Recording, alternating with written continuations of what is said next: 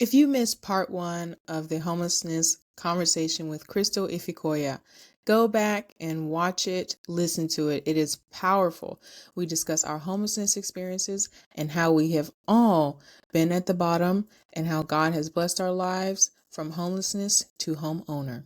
Enjoy the episode. I feel like I was discarded just like that, like Ishmael, if you think about it. I was the firstborn to my mom and my supposed to be dad, and I was discarded because I wasn't what they wanted. So with that, I remember her when she was in that wilderness, God blessed her. And she said, He is the God that sees me. So we could have, and that's Elohim. When we think of God in all his many ways, it doesn't matter what religion you're from, God sees us regardless of all of our pain, all of our past, all of our everything that we've done. God can heal any situation. Glory. When I say I went from homeless to homeowner, I went from dropout to master's degree. I went from employee to employer. And I can say that again firmly today because I went from fear to faith. So Come on. everything that Come on. put fear in me is now the very thing that I have faith for. And he keeps building. He keeps putting me in those situations. So I'm going to say this one last thing. Oh my gosh. Back on that same year when I was homeless, I had a trip that was paid for because I was a part of DECA. I had a trip that I was supposed to go on to New York. It was already paid for. We had done all the fundraising for it. All I had to do was find someone to watch my children for the 5 days that we were going to be gone. And I called all of my family, and some of them point blank told me no. And my grandmother said, no, I can't watch them because I don't want you to go to New York. I'm scared of you getting on a plane. And no one has ever been to New York. So it was something that had never happened. So my grandmother wouldn't watch my children at all. And I remember crying and saying, this is just so unfair. Like, nobody, I had my bags packed and everything. And I was supposed to go to New York. Never made it. 26 years later, that was in 1999. 26 years later, this year, in September, I went through the Goldman and Sachs program, and they paid for us to go down there for free. I went through a business program, and I just graduated from the business program a week ago. Congrats. In New York, again. Hey, look. So not once did I get to go for free. I got to go twice for free, and they paid for me to go through their business program. So I learned on top of, so it's the double portion. What the enemy tried to use against me, God brought it full circle and gave me double portion. For everything I lost, I did not lose it. It was just delayed is not denied. So for everybody that may be listening to this podcast, whatever you're going through, whatever you see life throwing at you, do not be weary in well doing, for in due season you shall reap if you faint not. Galatians 6:9. Come on. If you do not give up, you will have exactly what you say you want to have. And it doesn't matter what your mama think. It don't matter what your daddy think. It don't matter what your friends think. It don't matter what that white or that black man or woman think. It don't matter what that Hispanic, Latino, China, Asia, the president. It don't matter who think of you. As long as you have a relationship with God, He will bring you through every single situation that you're facing. But you have to believe. It is our faith. Now faith is the substance of things hoped for, evidence of the things not seen. Hebrews 11:1, which is the founding scripture of my nonprofit, Women Helping Other Women. Amen. And you better preach. You better preach now. Cause you talking to me now personally in front of everybody. You talking to me. So thank you. Oh Absolutely. my gosh. Look, it's already been an emotional day. I'm gonna keep it 100 with everybody. It's already been an emotional day. And you are adding more to that. And this is gonna marinate in my rest. And he's gonna get me up tomorrow morning. And he's gonna get me together. So thank you for going through all you have gone through to get to many moments, and especially this moment, to deliver a message that I really needed and I will forever need. Thank you. Thank you.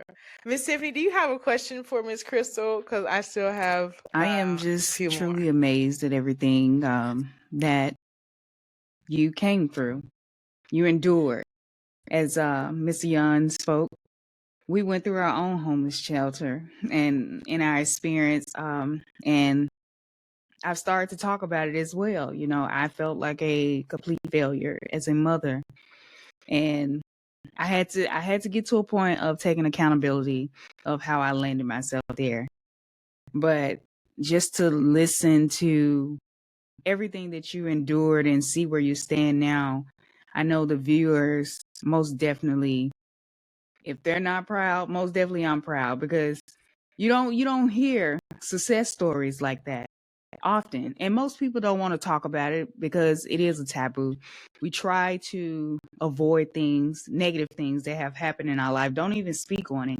You know, people see, the shimmer and the gold. They see where you are now, but don't know everything that you endured to get to where you are. And so congratulations to Right. everything that you have accomplished on your journey.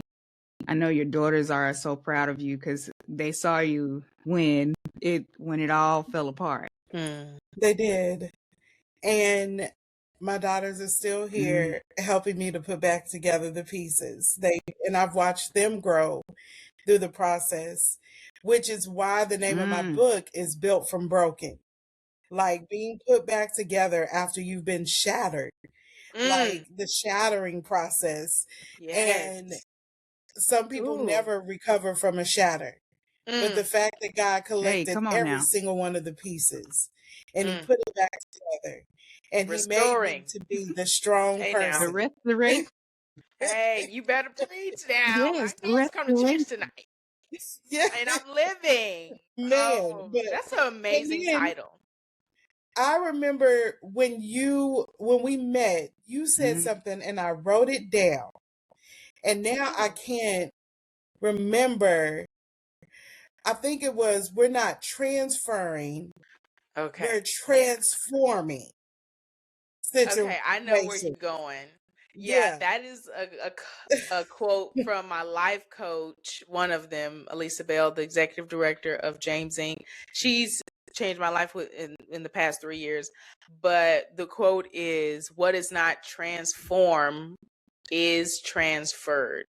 And that means Yes. straight to the point. What you don't let go of is going to transfer to your children because you're going to act those things out. You're going to respond in that way. You're going to carry yourself in those ways. So we have to do the hard work of transforming before we continue to waste so much energy Yes. carrying that stuff. And we can let it go because either option is going to Hey. be hard. You just need to choose. You just need to choose. All But right. breaking those generational curses, that's what Oof.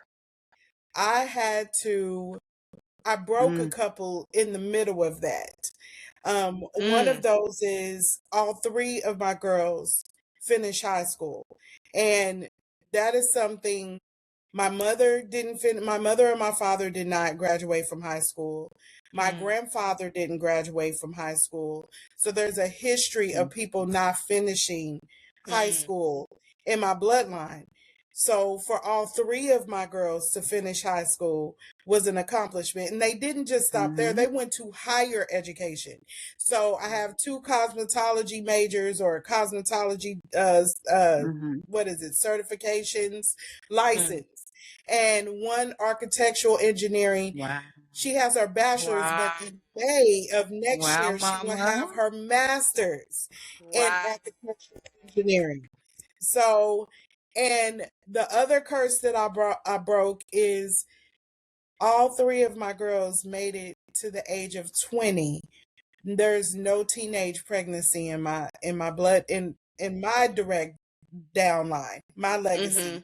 None of them had children before they were 20 years old. And I only have two grandbabies by my oldest, but I just think about how that was something that's plagued our family. Just about everybody had teenage children. My mother was 20 when she had me, but I also think about she didn't really have me. So breaking the abandonment, that is something that I also broke. My children may not have had their Yes. father, but they had their mother. They had the full attention of their mother. I was there for them. I showed up when I could. Now, was I perfect? Absolutely not. Did I drop the ball? Absolutely, yes. Did we have arguments and fights and disorganization? And some days I just couldn't be a good mom? Absolutely. But there are more times that I was there than it was that I was not. And even if it was as simple as just being in the same house, they knew they could come to my room and say, Mom. They knew I was available. Even if my door was closed, they would knock and I would tell them to come in. It wasn't like they were cut off from access to me. And as I got older, I kept my door open so that they knew that they could walk in at any time. And I could do that because I'm single now. If I was married, probably not as much. But because I'm single, they had more access to me. And it makes a difference because there was a point in my life where I was very depressed. I had rage. I was frustrated. I was raising them and I didn't understand why I had to do it by myself. And I just thank God that they understood. And I may never know the full trauma of what I've done to them, but in the midst of that, I know that they still love me. I know that at the end of the day, I did the best I possibly could. And yes, they could have. And it's so funny. I always remind them there are family members that wanted my children. And I think back to it, my children actually turned out very well, considering how many people tried to take them from me and DHS getting involved and all the things. I think I did an okay job. They made it. They made it. They did. You did it, Mom. Yeah, you did It's it. so hard. You and God. Y'all worked it out. It's so hard. To God be all the glory because boy, he was Glory to God. late nights and I don't even know how they started reading. I mean, there's so many parts of their lives that it just happened. I didn't do it. It was all God. But God said that he would provide relief. When we couldn't do it, we are made strong in our weakness. So he definitely sent the right people. He sent the right resources, the right tutors. He And does. Come on. he had to remind me, you know, as parents, we think we're supposed to do everything. But if we were rich, we would be paying a tutor. We would have a nanny. So what's the difference if we are having to have someone help us to watch our children, whether that's an aunt or a grandparent or somebody like that? I look at it from both sides now. And I used to be like, well, God, why does my electric have to get cut off? Because even when I had a house, there were times when electric was off. God had to remind me, what if I just power outage? Or what if the storm or the snow blew the electric out? You would be without electric and there'd be nothing you could do about it. So why is this any different? I reign on the just as well as the unjust. Come on now. You better get in line just like everybody else. Stop. You are better than everybody else. So it makes a difference because there's some things that are out of our control. Right. The water being cut off, the electric being cut off, they could do that at any time. And I've had it happen. And I'm like, when are they going to turn it back on? I'm a paying customer. But there were times when I wasn't a paying customer and it still was off. So I thank God regardless because he showed me how to survive even when things weren't as well as I wanted them to. We learn how to overcome in any situation. And I used to feel in the moment, I was very shameful. I was very insecure. I was very doubting myself, beating myself up, calling myself a bad mom, apologizing to my children, just in shambles. But on the other side of it, I'm like, God, I wish I would have been who I am now back then. Because I would have been telling my girls, y'all better go sit down somewhere. Y'all ain't gonna make me feel bad because we don't have all the things that other people have. But God always made ways. My girls were in soccer, they were in dance, they were in cheerleading, they got to be in band. Whatever they needed, God always supplied. It was always ask, and we're going to take it to God, and we shall receive. God truly did. Your values. He truly delivered. Your values. And I think based on your story you just told, I needed to hear that, because I've been a single mother pretty much since a young was born, and I did it multiple times, just kept choosing that life.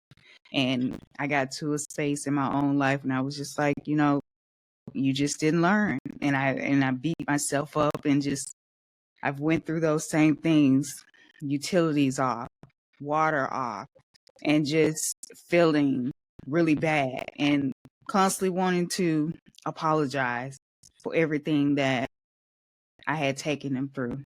And so to just hear you speak about, God still had a reason and a rhyme for everything that we went through. You learned something, but to be able to speak about it and love it in grace, and it has been a blessing. And it has. So as we come to an end, I do want to ask you one more question, Miss Crystal. It's been such a pleasure to see and hear what you've been through, part of your life. Because again, we live in society where we only see the big picture. We don't know what happened to get to the big picture. So I love how you've illustrated what has happened and how you've overcome. I love your faith. Faith is contagious and I love it. Thank you. Thank you for sharing your faith with us as well. What would you say to someone in homelessness? And before that is my last question, but before that one, what are misconceptions about homelessness? I think we might see someone on the road that is in need or under the bridge, and we make up these stories in our head, but we don't really know what has happened in that person's life. So what do you think are some misconceptions? I think the biggest misconception is that they deserve to be there. Oof. Because they're not trying. There's Because no we don't humility know there. who put them there. Yeah. Right. That a lot of people assume that everybody that's homeless is a drunk or an alcoholic or a drug addict, and that's not the case. You have people that were they were veterans, they were doctors, they were lawyers, they were abiding citizens, and something snapped, something happened, some life tragic event. We are all one tragic event from being homeless. All it takes is not having enough income. All it takes is life barreling down on you or your mind frame. I look at some homeless people and I can see the hurt. I can see that they tried their hardest. I can see that their children left them, their husband left them, their family left them. They had nobody. They had that one time that they went to drink, and that one drink led them to being an alcoholic because that became the thing that they depend on. And now they are homeless. And I think that's just the biggest misconception. People look at people that are homeless as if they're not trying. And that's not the case. They're trying, they just don't know how to get out of that situation. Now, you'll have some people that will go back, like they'll have a place and they choose to go back, but they've become comfortable. That is their home, that is the space that they're in. You have mental illness, alcoholics, drug addicts, and then you have people that just fell down on their luck, all looped in the same place. And they're all there for a different reason, but now they have a common ground. We're all homeless. Miss Crystal, is a takeaway you want for our listeners and viewers? We've gotten to some really deep stuff tonight. Yes. I think the biggest takeaway is if you are homeless and you hear this, go to God. Tell him the type of house that you want. Tell him exactly the amount of rooms, the type of garage, the type of room, what the size should look like, the furniture you want, the carpet, the walls, the paint. Tell him the trees that you want in the yard. He will give you the desires of your heart. But if you never speak it, you can't expect for him to deliver it. Speak it out of your mouth when ain't nobody watching, when nobody is listening, because then he can go into work.